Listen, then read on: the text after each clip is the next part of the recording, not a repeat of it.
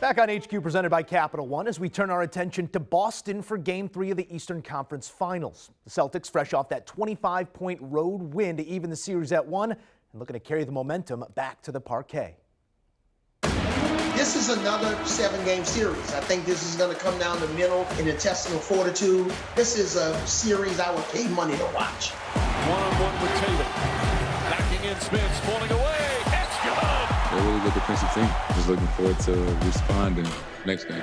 Jason Tatum and the Celtics looking for a split on South Beach, while Jimmy Butler is once again looking to bring the Heat in Game 2. Back up top, Harper, swing it to Smart, catch, fires, three-pointer, it's good. Jaylen Brown, way downtown. Pritchard a running start, ahead to Tatum. Tatum throws it down. Smart the runner, count it and the foul. Smart 8 assists, no turnovers. Will shake it back and drills it. Got to come with it, and that's the beauty of having me on the court. To settle us down, to get us what we need to do, and make plays for my teammates. They played extremely well. You have two really good teams. We just have to figure some things out. All right, let's get into the three-man weave with our money men, the Wizard of Odds, Kenny White, and CBS Hoops analyst Tim Doyle. Gentlemen, welcome. A big-time Game 2 momentum shift has us staring down some interesting numbers here in Game 3. C's are given 6.5, totals 207.5. At first glance, guys, tells me that the line is adjusted to the Game 2 result, but maybe not the total, which is standing pat. Kenny White, that's where you're taking us. Talk me through this total. Yeah, Joe, well, I'm going to stick with my process and just, readjusting each game and going over the numbers and continue to see a pace. 94 possessions in Game 1, 94 in Game 2. And I know in these series, the possessions get lower and lower and lower because the games get tighter. We have to have a game where, it's going to be back and forth and it's going to be a game that's within 1 or 2 possessions. We haven't seen that in Game 1 and 2, and that's why they went over. Both teams had tremendous shooting nights. Miami was incredible in Game 1, and then Boston shot lights out in Game 2. These two are they're top 5 defensive teams. That just cannot continue to happen. The shots cannot continue to go down at that rate. So my number on the game, I made it 202, but a 5.5-point difference here. I'm sticking and going under the total. Yeah, I was wondering where Sam Hinkie in Philadelphia got that slogan, trust the process. Now I know it was Kenny White out in the desert. I feel like when he walks into his office, right? First of all, Kenny White has the ticker going in his bathroom. So as he sits on the throne, he just has lines going across over and over again, right? And then before he walks into his office, it's like Notre Dame football players.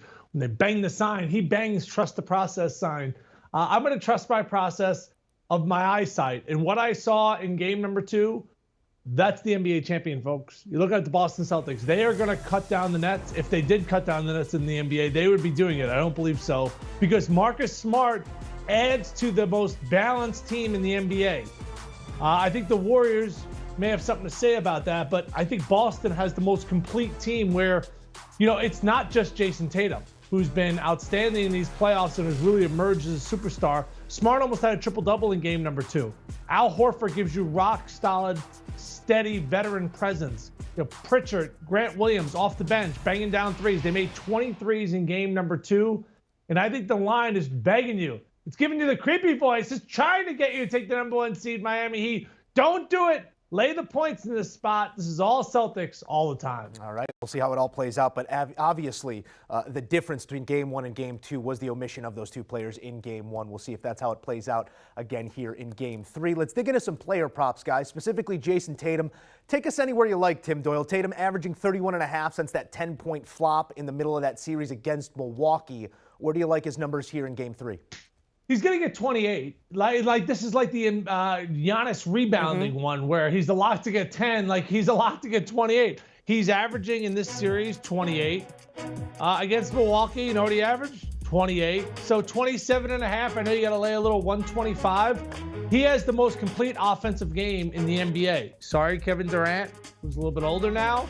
Joel Embiid, when healthy, I think is in that conversation. But he is the modern day Carmelo Anthony. And I know we see Melo now and Hoodie Melo, but Melo back in the day was a bad, bad man. He could bang down threes. He could post up. He could hit mid-range shots. No one ever doubted Carmelo Anthony scoring the basketball. They doubted him winning NBA championships, something he has failed to do. Go out, win a title, go out, win an NBA MVP. All of a sudden, Jason Tatum, you loft yourself in a whole new category. Give me over on his point prop. Yeah, Tim, I agree. Great player. He's pushed himself into the top 2 or 3 players in the NBA. He's that talented. And the one thing you didn't mention, he's better than Carmelo on the break. He's able to get down the floor and finish. So I'm going to go over in his points, rebounds, and assists because he's not only a scorer, median 6 rebounds a game, median 6 assists a game. He's all over the board. He's a box score stuffer. So I'm going to go over 38.5 points, rebounds, and assists tonight. And you know what? P.J. Tucker not being 100% with a knee injury really helps Tatum in this game. People forget, many moons ago, a young Tim Doyle did defend Carmelo Anthony, and we will remember them at every juncture. Jim Buckets continuing to fill it up as well. 41 and 29 in games 1 and 2 respectively. Point prop coming in at 26.5 in game 3 here, guys. Kenny, Miami sort of has 2 game plans or maybe 2 ways of winning ball games. Either everyone go score 17 or Jimmy go get 40 to 50. Where do we fall on that sliding scale today? Well, even when they get 17, he's still in the high 20s, and he's averaging about 27 a game here in the playoffs. I'm going over with him. He's just been amazing, and I really think when Miami needs him the most, that's when he comes up big. And I think today's a day where he will come up big. Even though I like the game over, the 2 guys we picked out, the 2 superstars, I think the superstars, they get their points today. It may be the role players that suffer in scoring, but I'm not going to go anywhere but over with Butler. You know, his rookie year in Chicago is when him and I used to drink together, tequila and stuff. 2011, 2012. He was 22 years old.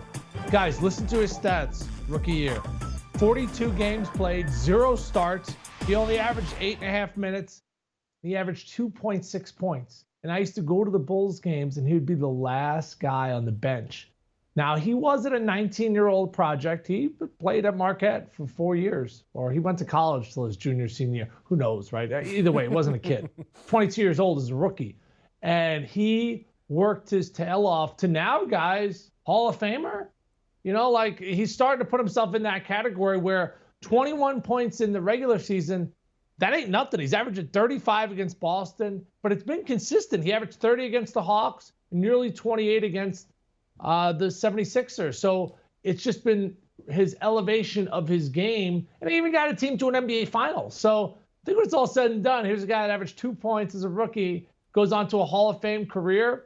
I don't know too many guys that have ever done that, kind of elevated their game like that. I expect him to step up. He's going to take a lot of shots. Miami needs him to score 30 points to be competitive, so I'm going to go over. So you're telling me Tim Doyle has also guarded Jimmy Butler just in a far different format. I think that's what we learned today.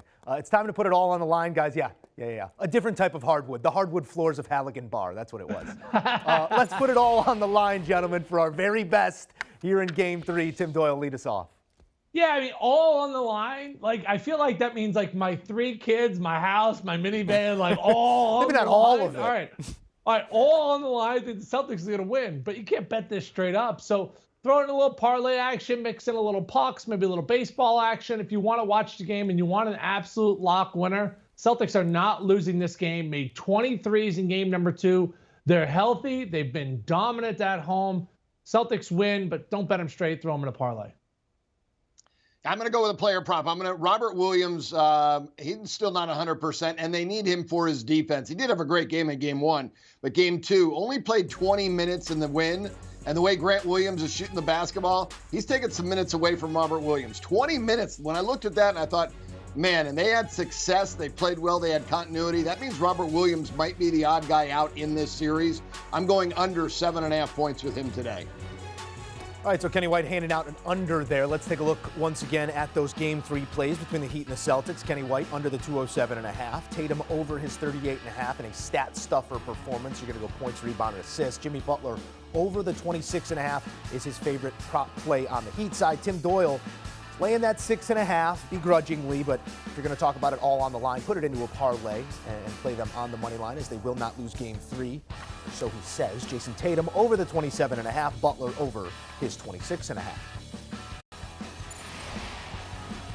All right, Tim Doyle knows how to produce a show from where he's sitting. TD, you talk parlay, so take us through it. Where are you heading when you stack a few of your favorites up?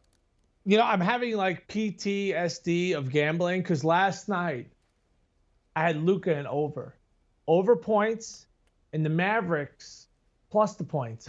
Joe, they're up 19. Joe, I was literally like this on my couch, like eating Breyer's ice cream, like, like dipping my hand in the money. And then all of a sudden, oh God, the wheels fell off badly for the Mavericks. They didn't even cover the 6. Luka went over his player prop. So what am I going to do?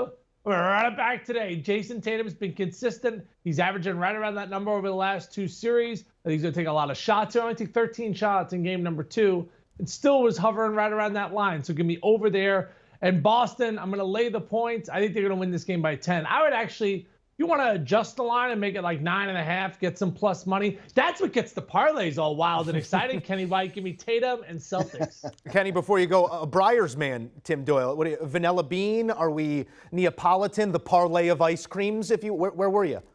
You know, I'm an ice cream cone guy. And I'm playing. at-home I'm cone. either vanilla or chocolate. I know people say erroneous on all accounts. You got to get some nuts in there.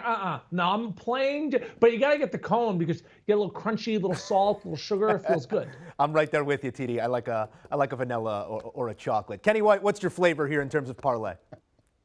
Well, I think Eric Spoelstra is one of the best coaches in the NBA, and he knows how to make adjustments. This Miami team has been great all year long. Again, yeah, number 1 seed, but I do agree with Tim. I think the Celtics are the best team in the NBA right now, so we don't even have to argue about that. But this is game 3. The series started. The series doesn't start till the road team wins the game. It started in game 2. We are on now, and it's going to be a battle today. I think the Heat make some great adjustments. I think they're in this down to the wire. I'm taking the Heat plus the points and the under. Kenny White and Tim Doyle always on the money. Taking a look at those parlay plays. First with Kenny. Heat catching the 6.5, under the 207.5. A slow plotting pace here in game 3, as it's maybe a more closely contested ball games than game 1 and 2. That's paying you plus 264 to your dollar. And for Tim Doyle's parlay of the day, he's giving you the Celtics laying that 6.5. So on the other side of Kenny White in terms of the game number, Jason Tatum over his 27.5, and that's better than 2-1 on your dollar. Do you want a sports network that delivers everything that matters about the game? The highlights, the picks, the instant analysis, no yelling, no fake debates, no politics. Hit the subscribe button and never miss a moment.